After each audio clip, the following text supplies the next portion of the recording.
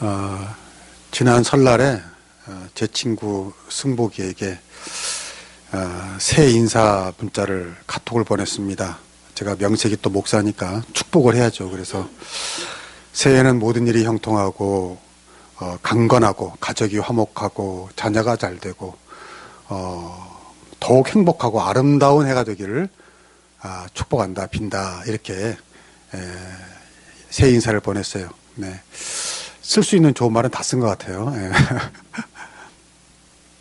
그때 좀 이따 답장이 왔어요.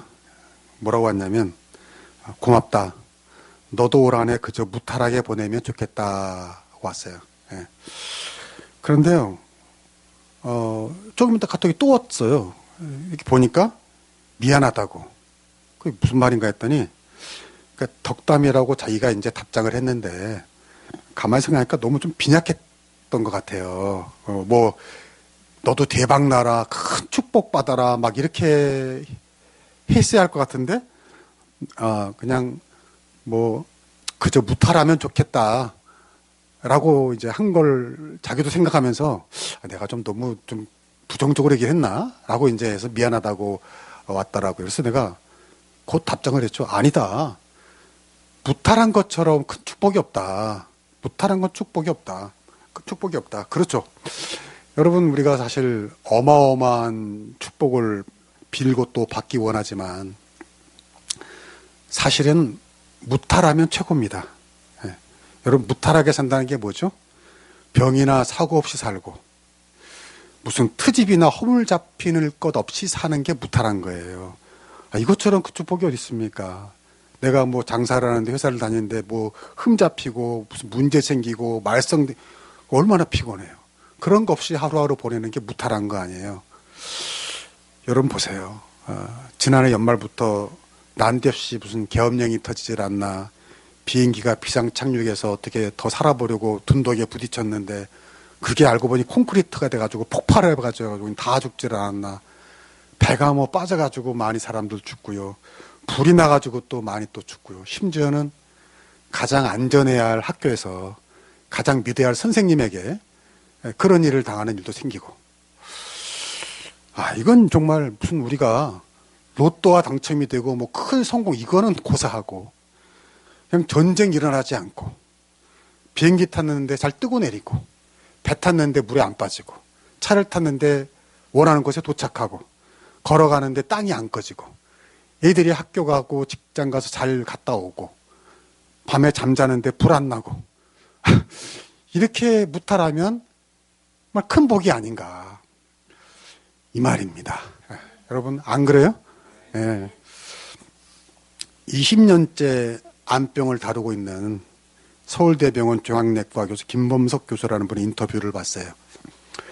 20년이니까 얼마나 많은 암 환자들을 다뤘겠습니까? 사실 암에 걸리고 투병하고 생사를 오가는 일들이 어떤 사람들에게는 일평생 한 번도 겪지 않을 일이지만 이 의사에게는 그게 뭐예요? 일상인 거예요. 매일 그런 사람들을 보면서 그게 일이에요. 예. 그런데 그분의 20년 경험의 결론이 이겁니다. 암에 걸린 게 불운이 아니라 그동안 암에 안 걸리고 살아온 하루하루가 뭐다? 기적이다라는 거예요. 기적이다. 예. 여러분, 우리 몸에는 30억도 아니야. 30조 개의 세포가 있대요. 이게 매일 이게 복제가 끊임없이 복제가 된대요. 근데 그 중에 몇 개만이라도 돌연변이가 되면 그게 암이 되는 거래요. 그러니까 사실 암이 안 걸리는 게 신기하다는 거예요. 더구나 요즘같이 오래 살 때에는요, 더더구나 그런 세포가 변이가 왜 안 일어나겠느냐.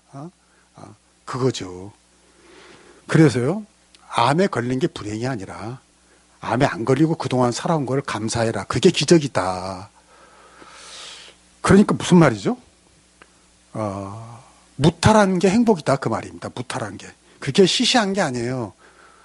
무탈하고 그냥 별일 없이 보냈어요. 뭐 좀 심심하고, 누구 보니까 쟤는 막 화려하고 휘황찬란하게 사는 것 같은데, 나는 뭐 그냥 내일 그게 그거 같고, 그냥 다람쥐 쳇바퀴 도는 것 같고, 뭐 머저리 같고, 이게 아니라는 거예요. 이게 아니고, 무탈한 하루하루 사는 게 큰 축복이고 감사할 일이다.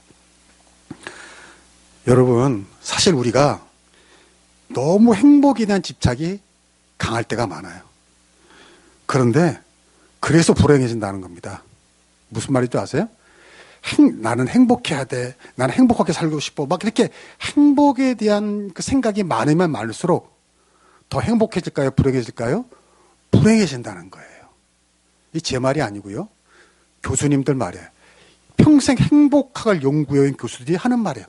그래서 너무 행복해지려고 하지 말라는 거예요. 여러분, 우리나라가 이렇게 나라별로 행복 지수를 조사하면 높은 쪽에 속할까요? 낮은 쪽에 속할까요? 낮은 쪽에 속한다는 거예요. 사람들 선물 조사하면 다 불행하대요. 근데 우리나라보다 조건이 분명히 사회적, 경제적인, 문화적 조건이 낮은 나라인데도 우리보다 행복하다고 그러는데 우리는 다 불행하다는 거예요. 왜 그럴까요? 우리나라 사람이 유난히도 행복에 대한 집착이 강하대요. 나는 행복해야 돼. 난 행복하게 살아야 돼. 행복. 너무 행복을 신경 쓰니까 더 불행해지는 거예요. 너무너무 행복하니까 어떻게 되죠? 남과 더 많이 비교하게 되죠. 체면 생각하게 되죠. 그래서 우리나라 사람들이 실제보다 더 불행하다는 거예요. 왜 나는 저 사람보다 행복하지 못할까? 왜 나는 이렇게 늙었을까? 왜 병이 들었을까? 내가 무슨 일을 했는데 뭐 이러다 보니까 더 그렇게 되는 거죠. 근데 사실 그렇지 않아요. 여러분 다 아시잖아요. 그런 말 있잖아요. 남의 신발을 신어보기 전에는 절대 그 사람에 대해서 얘기하지 말라는 거예요. 우리가 보기에는 그 사람 신발을 신어봐야 그 사람 형편을 아는 거죠. 누가 웃고 다닌다고 뭐 다 좋아서 웃는 게 아닐 수도 있다 그 말이에요. 여러분, 삼성 이재용 우리나라 최고 회장 재벌 돈이 그렇게 많으니까 그 사람은 맨날 집에 가면 박수치고 춤추고 신나서 이렇게 지낼까요? 아니죠. 얼마나 피곤하겠어요, 사실은. 왜 나는 행복하지 못할까? 이런 행복에 대한 불만, 집착, 욕심이 자기도 불행하게 만들고요. 어떻게 될까요? 그 주변 사람도 불행하게 한다는 거예요. 참 안타까운 사건이죠. 학교에서 선생님이 학생을 이렇게 끔찍한 짓을 한 그 하늘이 사건. 그런데요, 그 선생님이 그 일이 있기 며칠 전에 다른 교사들이랑 막 실랑이를 하고 또 뭐 문제를 일으키고 싸우다가 이렇게 소리쳤대요. 내가 왜 불행해야 하느냐고. 저는 그 기사를 보고 깜짝 놀랐어요. 아니, 우리나라에서 속사정은 다 있겠지만 그래도 교사가 되면은 조건적으로 그게 괜찮은 거예요? 나쁜 거예요? 여러분, 교사 되기가 하늘의 별 따기 요즘에. 예. 근데 그런 사람이 뭐라고요? 내가 왜 불행해야 하냐고, 이렇게. 내가 왜 불행해야 하냐고 외쳤다는 거예요. 싸웠다는 거예요. 무슨 말이죠? 늘 그 마음에 내가 왜 불행해야 돼? 나는 왜 더 행복해야 되는데 나는 행복하지 못해? 그런 마음이 있었기 때문에 그 마음의 불만과 그 원망과 우라가 그렇게 나타난 거예요. 그래서 자기도 불행해지고요. 자기는 뭐 그렇게도 뭐 할 말이 없지만 엉뚱하게 애꿎은 화목한 가정만 파탄나게 만든 거 아닙니까? 여러분, 말이 좀 이상할지 모르겠는데 너무 행복하려고 하지 마세요. 너무 행복하려고 하지 마세요. 좀 행복하려는 마음을 비우세요. 신경 쓰지 마세요, 오히려. 성경적으로도 그렇습니다. 이 세상이 죄악된 세상인데, 타락한 세상인데, 이 세상에서 내가 너무너무 행복해, 최고로 행복해. 그러면 그 사람이 성경대로 산 거예요? 안 산 거예요? 안 산 거예요, 사실은. 안 산 거예요, 사실은. 그래서 여러분, 최고로 행복하지 마시고, 적당히 행복하시길 축복합니다. 말하고도 좀 이상한가? 적당히 행복하라니까. 예. 제가 저번에 말씀드렸죠. 이 만족이란 말이 뭐랬어요? 만족. 우리가 만족하다. 만족이 그 찰만자의 발목 족자라고요. 어디까지만 차면 만족한 거예요? 발목까지만 차면 만족한 거예요. 어떻게 다 만족할 수 있어요? 내 건강, 내 생활, 경제, 자녀들, 뭐 취미. 이게 어떻게 다 만족할 수 있겠어요? 몇 가지만 만족하면 감사한 거죠. 그런데 우리는 발목까지로는 만족을 하지 못하고 어디까지 와야 돼요? 예, 목구녕까지 와야 이것도 여기까지 오고 여기까지 와서 좀 넘어가야지 아유 만족스럽네 라고 하니까 오히려 불행한 일이 더 많다 그 말입니다. 그래서 이런 흐름이 반영됐는지 최근에는요, 이런 트렌드가 있답니다. 저도 언젠가 말씀드렸는데 소확행이라는 거 들어보셨죠? 소확행. 그게 뭐죠? 소. 작지만 확실한 행복. 그래서 이게 뭐냐면 큰 행복을 누린 형편은 못 되지만 일상에서 작은 행복이라도 즐기고 살자는 주의죠. 이게 소확행입니다. 근데 최근에는요, 소확행이 가고 아보하가 다시 온대요. 아보하. 아보하는 뭘까요? 모르시는군요. 야, 근데 보람이 있습니다. 이럴 때. 가르쳐주니까 아보하는 뭐냐. 한번 운을 띄워보세요. 아, 해보세요. 아주, 보통의 하루. 이게 아보하예요. 아보하가 뭐라고? 아주 보통의 하루면 행복하다는 거예요. 이게 아보하. 뭐냐면, 아보하라는 것은 평범한 일상 속에서, 그야말로 평범한 일상 속에서 소소한 행복을 누리자는 주의죠. 무탈하면 행복하다 그 말이에요. 그런데요, 제가 이걸 읽으면서 무슨 마음이 들었냐면은, 아니, 가만히 생각하니까 소확행이랑 큰 차이가 있어요, 없어요? 내가 볼 때는 없는 것 같아요. 그렇잖아요. 소확행도 뭐예요? 이것도 뭐예요? 둘 다 평범한 일상이지만 행복하게 살자는 거 아닙니까? 결론은. 예. 그런데 왜 아보아라는 새로운 용어가 나타났죠? 제가 생각할 때는요, 소확행이 변질된 겁니다. 변질됐어. 원래는 작아도 나만의 어떤 작은 행복을 누리자는 거였는데 이게 점점 뭐가 되냐면 과시가 되는 거예요. 자랑이 된 거예요. 그래서 어디 가서 비싼 거 먹고 어디 가서 뭐 좋은 데 가서 사진 찍고 이러면서 뭐 나만의 소확행, 그리고 SNS 올리고 나에게 오늘 특별한 선물 해가지고 뭐 자랑하고 하니까 이게 처음엔 그런 게 아니었는데 소확행이 자랑질이 되고 가시가 된 거예요. 이것도 아니잖아요. 그래서 이제 아보아라고 또 나타난 것 같아요. 근데 제가 볼 때는요, 이 아보아도 얼마 있으면 또 변질될 겁니다. 또 과시하고 자랑하는 거. 왜? 그 마음의 본질이 변하지 않으면 바뀌지 않아요. 이 인간의 죄성이라는 거는요, 꺾을 수가 없는 거예요. 무슨 말이냐면 행복에 대한 집착을 아예 버려야 한다는 거예요. 어디 가서 특별히 좋은 거 먹지 않았어요. 뭐 좋은 데 구경 가지 않았어요. 진짜 평범한 하루예요. 진짜 평범한 하루예요. 근데 어떻게 하는 거예요? 감사하는 거죠. 감사하는 거예요. 아침에 늦게 일어나가지고 밥 먹는 돈 많아도 허둥지둥 회사에 출근했는데 또 지하철 타러 내려가다가 넘어졌어요. 누구 생각이 나네. 우리 딸 생각이 나네. 근데 다행히 다치지 않았어. 그래가지고 회사 갔는데 지각을 했는데 그래도 좀 혼이 났지만 뭐 적당히 잘 넘어가고 잘리지 않고 하루 이럭저럭 근무 잘하고 만원버스를 탔지만 무사히 집에 와서 밥 먹고 그리고 자다가 응급실 가지 않고 깜짝 놀랄 전화 받지 않고 아침까지 잔 거. 이게 뭐예요? 이게 아주 보통의 하루예요. 이게 아주 감사할 일인 줄로 믿습니다. 이런 무탈한 하루하루가 행복이고 감사할 내용이다. 근데 목사님, 오늘 설교 제목은 왜 이렇습니까? 설교 제목이 뭐예요? 부하고 풍족하고 윤택한, 아니 이게 좀 목사님이 지금까지 말한 거랑 반대되는 거 아니냐. 아니 지금까지는 뭐 부하고 풍족하고 윤택하게 지낸 거 바라지 말라면서요. 뭐 행복한 거 뭐 너 바라지 말라면서요. 무탈하게 사는 것만으로도 행복한 일이라면서 무슨 부하고 풍족하고 윤택한 삶. 그러니까 뭐라고 그랬어요 끝에? 비밀이라고 그런 거 아닙니까? 비밀이라고 그러니까 끝까지 보셔야지. 자, 오늘 성경 말씀을 보시면 압니다. 봅시다. 시작. 흩어 구제하여도 더욱 부하게 되는 일이 있나니 과도에 아껴도 가난하게 될 뿐이니라. 구제를 좋아하는 자는 풍족하여질 것이요 남을 윤택하게 하는 자는 자기도 윤택하여지리라. 아멘. 저는 이 말씀에 대한 참 깊은 추억이 있어요.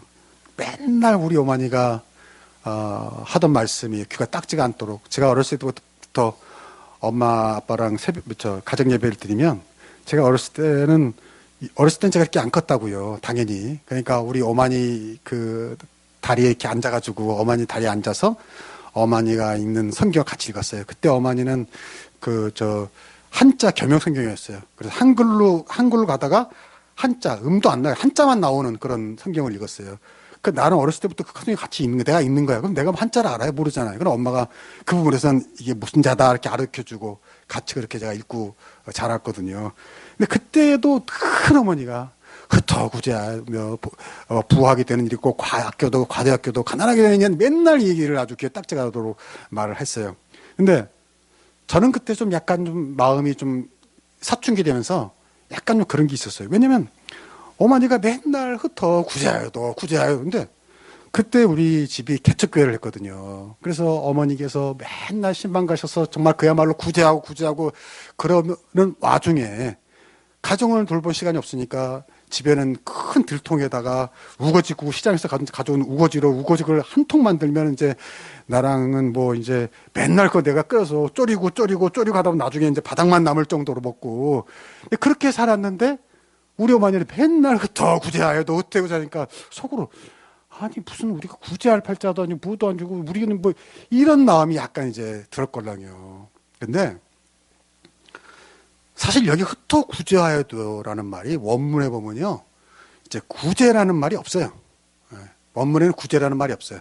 25절에 나오는 구제라는 말도 다 의역한 겁니다. 그러니까 원문에 가깝게 번역하면 이런 거예요. 남에게 흩어 나누어 주어도 더욱 부유하게 되는 사람이 있는가 하면 마땅히 쓸 것까지 아껴도 가난해지는 사람이 있다. 이제 그런 얘기예요. 그러니까 이 말씀은 꼭 구제에만 한정하는 말이 아니고 그러니까 이걸 구제에만 한정하면 풍성한 교훈을 우리가 잃게 돼요. 그것보다는 우리가 살아가면서 너무 아끼고 인색하게 굴면 도리어 가난해지고 그냥 뭐 그게 무엇인지 간에 그냥 흩어주고 나눠주고 베풀고 하면은 오히려 부유해 줄 수도 있다. 그 말을 가르쳐 주는 겁니다. 꼭 구제가 아니라 모든 삶의 원리가 그렇다는 거예요. 그래서 이게 보면은 다 좋은 것만 나오잖아요. 부하고 또 풍족해지고 윤택해지고 여러분 우리가 다 좋아하는 말 아니에요. 그렇게 되기 원하잖아요. 그러니까 무슨 말이냐면 야 너희가 부하고 싶냐 풍족하게 살기 원하냐 네가 반짝반짝 윤택이 나는 인생이 되고 싶냐 그러면 어떡하라는 거예요? 오히려 내 것을 흩어주라는 거예요. 관대한 사람이 되라는 거예요. 인색하지 말아라. 인색하면 오히려 더 가난하게 된다. 이것이 오늘 본문의 첫 번째 교훈입니다. 그러니까 그래서 제가 아까 그런 말을 한 거예요. 행복에 대한 집착, 너무 부자가 되기로 욕심을 다 가지면 더 불행해진다는 거예요. 그러니까 내가 너무 부자가 되고 너무 행복해지 이거를 비우고 그런 마음이 들 때마다 그걸 어떻게 하라는 거예요? 흩어버리라는 거죠. 흩어버려라. 여러분 헌금의 원리도 이런 겁니다. 우리가 하나님께 드리는 뜻이 뭐냐면 자꾸 내 것을 드리는 이유가 자꾸 내가 가지고 있으면 더 욕심이 생기고 더 가지고 싶고 하니까 내 것을 하나님께 드림으로써 마음을 비우는 거죠. 역시 흩어 나눠주는 겁니다. 그것도. 그래서 흩어주라 나누라 베풀라 그러면 오늘 말씀처럼 도리어 네가 부해질 거다. 풍족해질 거다. 윤택해질 거다. 반대로 나는 행복해야 돼. 그러니까 나는 돈이 많아야 돼. 그러니까 나는 부자가 돼야 돼. 그래서 악착같이 굴고 인색하게 굴면 도리어 가난해진다는 거예요. 이 말씀은 구제만이 아니라 항상 관대한 태도로 살아라. 관대가 뭐예요? 넉넉하고 큰 마음이에요. 그 반대가 24절 끝에 나옵니다. 뭐죠? 과도히 아껴도 가난하게 될 뿐이니라 그랬어요. 근데 이 과도히 아껴도라는 말을 우리가 좀 오해합니다. 여러분 아마 이 말씀 읽으면 다 그럴 거예요. 나는 그래도 과도히 아끼는 사람은 아니지. 나는 과도히 아끼지는 않아. 근데요. 사실 이 말은 그런 뜻이 아니고 마땅히 쓸 것까지도 아끼는데 그런데 가난하게 된다 그 말이야. 그러니까 중요한 건 여기서 뭐냐면 마땅히 쓸 것까지를 어디까지 보느냐 이거예요. 제가 여러분 이해가 쉽게 한 가지 예를 들어볼게요. 우리 집에 수도가 고장이 났어요. 그래서 사람이 와서 이제 고치는데 얼마냐고 물으니까 10만 원이라는 거예요. 저거 가는데 10만 원이라고. 그래서 고쳐달라고 그랬어요. 근데 이 사람이 이 수리공이 고치면서 보니까 의외의 복병을 만났어.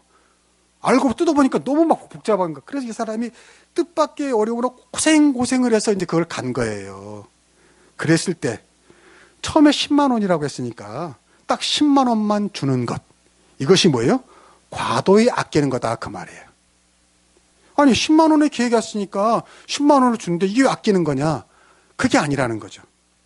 오늘 성경 그게 아니라는 거예요. 관대한 사람은 10만 원을 약속을 했지만 이거 누가 봐도 진짜 미안하다. 너무 고생했다. 그러면 아유 가다가 너무 이렇게 고생했는데 점심이라도 좀 사드세요 하고 얼마를 더 주는 것. 이것까지 해야 이게 마땅히 아끼는 것이 아니다. 그 말이죠. 예. 여러분 무슨 말인지 이해가 됩니까? 과도의 아껴도라는 것은 마땅히 쓸 것까지 아껴도라는 뜻인데 중요한 건 그 마땅히 쓸 것이 어디까지냐가 사람마다 똑같다 다르다? 다르다는 거예요. 이게 핵심이에요. 이게 오늘 말씀 핵심이에요. 그러니까 인생한 사람은 아무리 저 수리공이 고생을 했어도 10만 원 약속했으니까 10만 원만 줘야지 얄짤없어 딱 10만 원만 주는 거를 마땅하다고 생각할 겁니다. 근데 관대한 사람은 아유 10만 원 약속해서 저렇게 고생했는데 점심값이라 더 줘야지라고 그것까지 마땅하다고 생각할 거예요.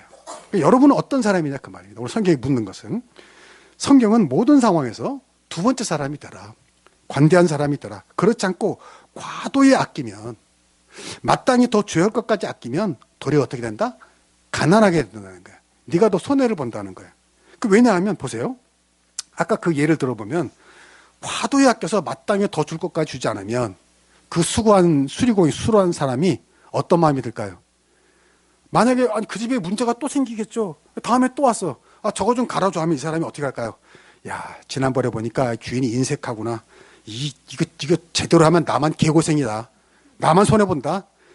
부품값을 확 올리든지 확 때려치든지 아니면 속이 적당히 해가지고 그냥 다음에 또 고장나게 하든지 이래야지. 이거 나만 손해야. 내가 무슨 뭐 땅 파먹고 장사 이렇게 될 거예요. 그러면 결국 과도히 아끼는 게 손해입니까 이익입니까? 손해라는 거죠. 그 인색한 주인은 결국은 자기는 나는 손해 안 봐지만 결국은 바보 같은 사람이다 그 말이죠. 오늘 성경이 그 얘기입니다. 인색한 태도를 마땅한 태도로 생각하지 말고 관대한 태도를 마땅한 태도로 살라 그러는 거예요. 저는 이런 거를 가끔 느껴요. 식당에 갔을 때 뭐 여러분 그런 경우 있을 거예요. 점원이 이렇게 의자나 뭐 걸상을 정리하는데 엄청 시끄럽게 막 우당탕 쿵탕 맞고 뚱탕. 그럼 주변 사람들이 손님들이 왜 저러지? 불안하잖아요. 밥이 뭐 넘어가겠어요 이거? 또 오고 싶겠어요? 그 손님이 불안해요. 왜 그럴까요? 점원이 왜 그런 걸까요? 어떤 생각이 들죠? 아, 주인에게 뭔가 불만이 있구나 하고 우리가 추정할 수 있는 거죠. 아니 저번에 여러분 그런 얘기 있잖아요. 점원이 저번에 보니까 어디 가니까 점원이 반짝 그릇으로 주는데 아니 반짝 그릇 이렇게 탁 놔야 될 거 아니에요. 근데 이렇게 주고 가더라고 덜커러. 아니 그러면 여러분 같으면 거기 또 가겠어요 안 가겠어요? 아 물론 이제 먹을 때 거기밖에 없으면 가겠지만 옆에 다른 데도 있으면 안 가지. 내가 왜 거기를 왜 가? 덜커럽던 이런 대접을 받으면서. 근데 점원이 왜 그러는 걸까요? 왜 그러는 걸까요? 주인이 점원에게 인색하게 구니까. 점원이 손님이 많이 와가서 그날 고생하고 뭐 때문에 고생했는데 주인이 약속된 월급만 딱 주면서 얄짤 없으면 그러면 점원이 이제 불만이 쌓이는 거죠. 그렇게 표출되는 거죠. 근데 주인은 어떻게 생각할까요? 나는 과도 아끼는 사람이 아니야. 난 쟤한테 이 약속대로 다 줬어. 난 월급 깎지도 않았어. 난 과도 아끼는 게 아니야. 이렇게 생각하겠죠. 근데 그게 바보 같다는 게 오늘 성경 말씀입니다. 그게 도리어 손해라고요.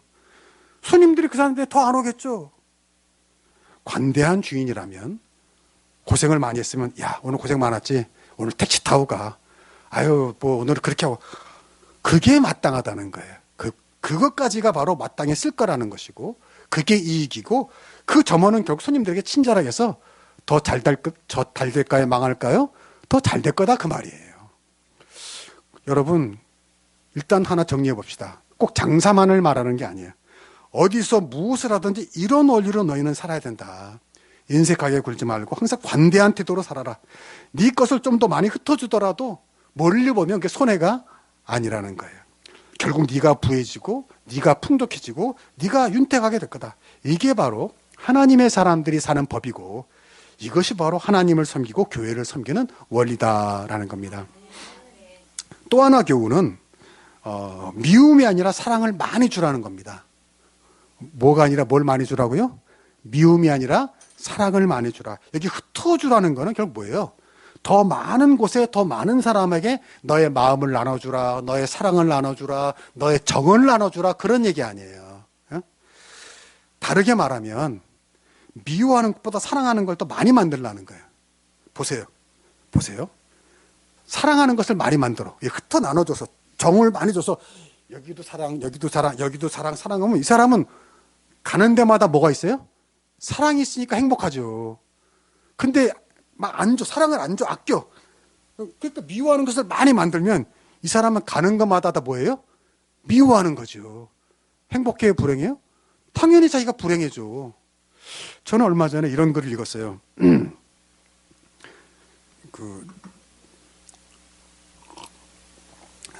제목이 이렇더라고요. 출근길, 산책길에 내 인생 나무 찾기 이랬더라고요. 자기가 출근길, 산책길에 인생 나무 찾기 뭔가 했더니 글쓴이가 좋아하는 나무가 두 가지가 있다. 하나는 전나무. 왜 좋아하게 됐나 했더니 이 사람이 처음 그 회사를 다닐 적에 너무 힘들고 어려웠대요. 다 그렇죠. 저도 직장 다녀봐서 알아요. 처음에 직장 들어가면 어리버리하고 바보 같고 전화 받는 것도 이게 어떻게 받는지 어디다 돌려줘야 될지 팩스 하나 보내는 거 복사하는 것도 이게 어렵거든요. 근데 그렇게 힘들었을 때 이렇게 뭐 복사하다가 이렇게 창밖을 보면은 전나무 새우가 보이더라는 거죠. 근데 왠지 자기가 힘드니까 그 전나무들을 보는데 위로가 되는 거예요. 마음이 가는 거예요. 그때부터 그 회사의 그 전나무들을 사랑했대요. 볼 때마다 또 사랑해주고 이 마음을 주고 했더니요. 나중에 그 나무를 볼 때마다 피로가 사라지고 힘이 생기고 위로가 되더라는 거예요. 또 하나 이 글쓴이가 출근길마다 좋아하는 나무가 있는데 희열이라는 나무입니다. 희열이. 저는 희열이라는 나무를 처음 들었어요. 그래서 네이버에 찾아봤어요. 근데 희열이라는 나무가 있더라고요. 근데 글쓴이는 이 출근길에 아마 희열이라는 나무가 있나 봐요. 그 나무만 보면 행복해진다는 거예요. 그래서 봄이면은 작고 연한 노란 꽃이 포도송이처럼 열어요. 저도 찾아보니까 그런 이쁘더라고요. 마치 무슨 종 같은 노란 꽃이 막 포도송이처럼 이렇게 열린 나무예요. 그게 너무 이쁘고. 또 여름이면은 그 잎새가 너무 개성이 있대요. 잎새는 못 봤어요. 안 보이더라고요. 그리고 가을에는 이 갈빛으로 부드럽게 물드는 단풍. 또 겨울이 되면 잎이 다 지고 난 다음에 드러난 숲이 그 나무의 껍질에 무늬와 굴곡까지 사랑한다는 거예요. 너무 이뻐한다는 거예요. 그러니까 이 나무를 그렇게 사랑하니까 글쓴이는 출근할 때마다 퇴근할 때마다 그 나무를 보면 행복해요? 불행해요? 행복한 거죠. 마음이 즐거운 거죠. 기쁜 거죠. 더 사랑을 줌으로써 자기 인생이 윤택해지는 거예요. 무슨 말인지 제가 알겠어요? 그러니까 1년 내내 그 나무를 보면서 행복해지는 거예요. 그 나무를 보면서 세상 근심을 잃을 때가 많다는 거죠. 그러면서 하는 말이 이분이 결론으로 여러분은 인생나무가 있느냐? 없으면 만드세요. 만들면 행복해집니다. 그러더라고요. 저는 그걸 읽고요. 감동을 받았어요. 그렇구나. 뭘 깨달았냐면 내가 정을 주고 사랑을 주고 자세히 보고 이것도 자세히 무슨 그런 시 있잖아요. 자세히 봐야 이쁘다 뭐 그런 시 있잖아요.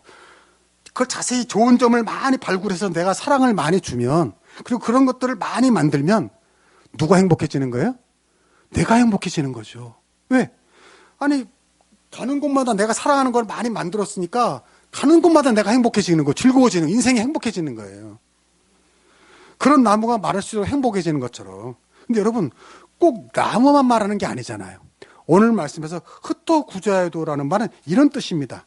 더 많은 것들에게, 더 많은 사람에게 너의 사랑을 나누어라. 너의 정을 흩어주어라. 그래서 사랑하는 것들이 더 많아지면 결국은 누가 행복해진다? 내가 행복해진다는 거죠. 오늘 말씀처럼 네가 부해지고 네가 풍족해지고 네가 윤택한 인생이 된다는 거예요. 근데 그 반대로 해보세요. 그 반대로. 내가 내 것을 흩어주지 않는 거죠. 움켜주는 거죠. 인색하고 과도히 아끼는 거죠. 사랑을 안 줘. 그래서 여기저기 미운 것만 있어. 쟤는 저래서 미워. 저 나무는 저래서 꼴보기 싫어. 저 나무는 진물이 나서 싫어. 저 건물은 왠지 음침해서 싫어. 저 인간은 싸가지가 없어서 싫어. 건물이든 나무, 사람 다 미워. 다 미워. 재수 없어. 다 그래. 그러면 결국 누가 불행한 거예요? 내가 불행한 거죠. 왜? 이것도 믿고 저것도 꼴 보기 싫고 다 하니까 결국은 자기가 불행해지는 거예요. 자기가. 오늘 성경이 그 얘기입니다. 오늘 성경이 흩어 나눠 구제해주고 흩어 사랑을 주면 네가 부해지고 네가 풍족해지고 네가 윤택해진다는 것은 바로 이거예요. 더 많은 사랑과 더 많은 정과 더 많은 것을 아껴주고 나눠주면은 네가 결국은 더 많이 돌려받게 될 것이다. 그래서 예수님은 누가복음 6장 38절에서 이렇게 우리에게 가르쳐 주십니다. 봅시다. 다 같이 시작. 주라 그리하면 너에게 줄 것이니 곧 후이되어 누르고 흔들어 넘치도록 하여 너에게 안겨주리라. 너희의 헤아리는 그 헤아림으로 너희도 헤아림을 도로 받을 것이니라. 아멘. 주라 그랬어요. 주라. 사랑을 많이 주라 이거죠. 여기저기 사방팔방이 어떻게 다른 거야? 아무튼 여기저기 사방팔방. 저 위에도 줘야지. 하나님께 줘야지. 여기저기 사방팔방 하늘까지 사방에다 주라 이거예요. 많이 주라 이거예요. 그러면 결국 여기저기 사방팔방 하늘을 봐도 내가 행복하고 내가 기쁘고 내가 부해지고 내가 풍족해지고 내가 윤택해질 것이다 그 말이에요. 아멘이십니까? 여러분 여기 너희 헤아리는 그 헤아림을 도로 받는다 그랬어요. 내가 헤아려. 내가 잘 비판해. 저 사람이 꼴불견만 아주 어떻게 참 기가 막혀. 사람마다 그 사람의 꼴불견만 캐치해가지고 쟤는 저래서 꼴불견, 쟤는 저래서 꼴불견, 쟤는 저래서 그렇게 되면 결국은 그게 다 나한테 어떻게 된다는 거예요? 나한테 온다는 거죠. 여기 너희의 헤아리는 그 헤아림으로 너희도 뭘 받는다? 헤아림을 도로 받을 것이다 그랬거든요. 그래서 여러분 다시 결론으로 가요. 너무 행복해 집착하지 마세요. 왜 행복에 집착하면 나쁜 거예요? 행복에 집착하면요 내가 더 인색하게 돼요. 나만을 생각하게 되죠. 내 가족만을 생각하게 되죠. 더 움켜쥐게 되죠. 그럼 마음이 더 강팍해져요. 그리고 돈은 많아졌을지 모르지만 전혀 행복하지 않은 인생이 되더라 그 말이에요. 오히려 아부하로 살아라. 아까 아부하가 뭐라 했어요? 아주 보통의 하루. 변질된 아부하가 아니고 진짜 아주 보통의 하루. 얼마나 감사해. 오늘 무탈한 것만으로도 감사하지. 이 정도만으로도 감사하지. 만족하지. 이러면서 좀 남은 거를 흩어주고 나눠주고 베풀면 오늘 말씀처럼 내가 부해지고 내가 풍족해지고 남을 윤택하게 했더니 내가 윤택해지더라. 이 남을 윤택하게 하니 내가 윤택한다는 말을 원어로 보면 이런 말이에요. 남에게 물을 주면 너도 물을 받게 된다 그런 말이에요. 재밌지 않습니까? 우리가 물을 주는데 옆에 밭이 있어. 근데 저 밭에는 물 주기 아까워. 그러니까 저 밭에 물 안 주려고 내 거에만 물 주려고 애를 써가지고 하다 보면은 내 것도 죽는다 그 말이죠.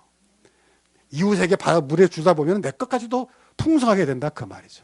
그게 뭐예요? 남을 윤택하게 하는 자는 너도 윤택해지리라 그 말이에요.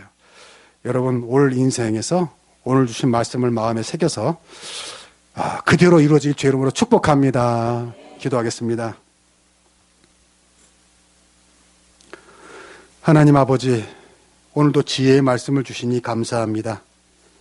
남에게 나눠주는데 남에게 나눠주는데도 더욱 부유해지는 사람이 있는가 하면 마땅히 쓸 것까지 아끼는데도 도리어 가난한 사람이 있다. 남을 윤택하게 하는 자는 자기도 윤택하게 될 것이다. 주님, 이 하나님의 약속대로 우리도 하나님께 이 모든 걸 의탁하고 이 말씀대로 살아서 우리의 삶에서 이 놀라운 말씀이 그대로 이루어지게 하여 주시옵소서.